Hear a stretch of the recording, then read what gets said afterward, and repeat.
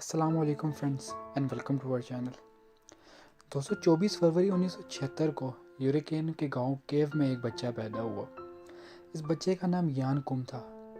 इस बच्चे की फैमिली बहुत ज़्यादा गरीब थी। इनके घर में बिजली तक नहीं थी। ये जिस एरिया में रहते थे वहाँ पे टेम्परेचर अक्सर माइनस में रहता था और इनके घर में यहाँ तक कि गर्म पानी भी नहीं था। इनका इस हालात में रहना बहुत ज़्यादा मुश्किल था और ये बहुत मुश्किल से अपनी ज़िंदगी गुजार रहे थे। इस बच्चे के माँ बाप को ज़रा भी अंदाज़ा नहीं था कि ये बच्चा आगे जाके दुनिया को हैरान कर देगा। ये बच्चा एक ऐसी एप्लीकेशन बनाने वाला था जो इस वक्त हर इंसान के फ़ोन में है। मैं बात कर रहा हूँ व्हाट्सएप की। दोस्तों अपनी परेशानियों को देखते हुए 1992 में ये फैमिली अपना सब कुछ भेजकर बड़ी मुश्किल से अमेरिका चली गई। उस वक्त यान कुम 16 साल का था और इसे कंप्यूटर्स में इंतहा की दिलचस्पी थी। इनके हालात अमेरिका पहुंचकर भी ठीक नहीं हुए। यान को वहाँ एक ग्रॉसरी स्टोर में एक क्लीनर की नौकरी मिल गई और इसके साथ साथ इसकी फैमिली के लोग भी काम करते थे ताकि इनका गुजारा हो सके।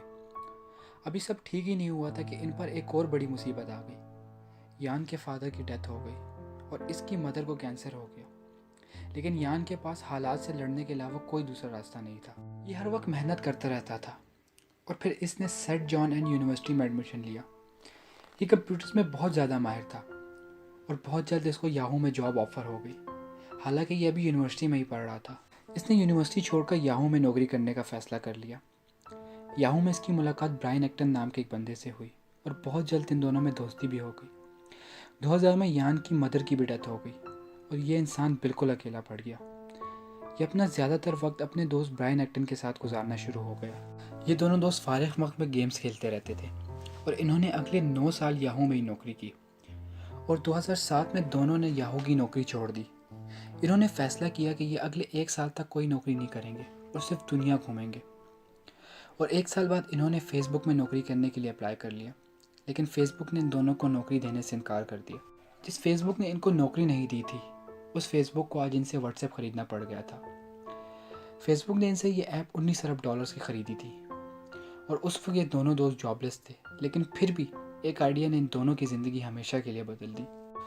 दोस्तों हुआ कुछ यूँ कि जनवरी 2009 में यान कुन ने आईफोन लिया और उस वक्त आईफोन अपने ऐप स्टोर में बहुत सारी नई एप्लीकेशंस लॉन्च करने वाला था और यही से यान के जहन में एक आइडिया आया।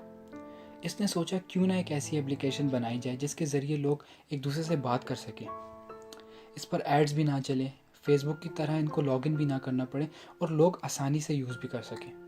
यह आइडिया यान का था जो इसने अपने दोस्त ब्रायन से शेयर किया। 24 फरवरी 2009 को यान ने इसका नाम व्हाट्सएप रख दिया और इसी दिन इसकी बर्थडे भी थी।